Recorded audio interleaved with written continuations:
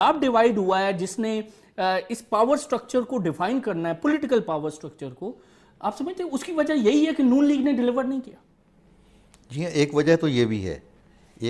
بھی ہے کہ نون لیگ جو ہے وہ اس نے اس پورے 5 سالوں میں ایک تو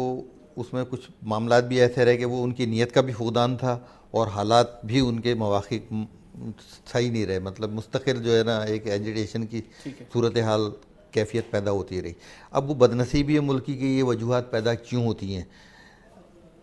بہت سارے مسائل اس میں یہ ہیں کہ ان کو بیٹھ کر اگر ایک دفعہ حل کر لیا جائے اور ملک و قوم کی ترقی کے لیے سوچ لیا جائے تو پارلیمنٹ میں نہیں ہے، نہ میاں صاحب آئے نہ عمران خان صاحب آئے، دو بڑے لیڈر اگر پارلیمنٹ میں نہیں آ رہے تو آپ پھر کیسے ایکسپیکٹ کریں گے کہ وہ پارلیمنٹ ٹیسٹنگ ٹائمز میں آپ کو پروٹیکٹ کرے گی؟ اس سے ایک بات یہ بھی واضح ہو رہی ہے کہ پارلیمنٹ کے اصل روح کو وہی سمجھتے ہیں کہ پارلیمنٹ جو ہے وہ ربڑ اسٹیمپ ہے، فیصلے سر 3 دن بعد کیا ہونے جا رہا ہے؟ سر 3 دن بعد، ہاں 3 دن بعد آپ سمجھتے ہیں عوام نکلے گی، ووٹ ڈالے گی، اپنی رائے کا اظہار کرے گی؟ بہت کم ٹرن آؤٹ ہوگا، اور ہم سمجھتے ہیں کہ جو گورنمنٹ بنے گی وہ کوئی آزاد گروپ کی گورنمنٹ بنے گی، باقی پارٹیوں کو ان کے سپورٹ میں کھڑا کیا جائے گا اور تمام پارٹیوں کو اس میں اکٹھا کر کے یہ تاثر دیا جائے گا نیشنل گورنمنٹ بنا دی۔ آپ یہ کہہ رہے ہیں واضح اکثریت؟ ہاں، لیکن اس کا ایک خطرناک جو نتیجہ نظر آ رہا ہے کہ جو برطانیہ اور امریکہ کی اخباریں لکھ رہی ہیں کہ 2018 کے انتخابات کو متنازع بنا رہی ہیں،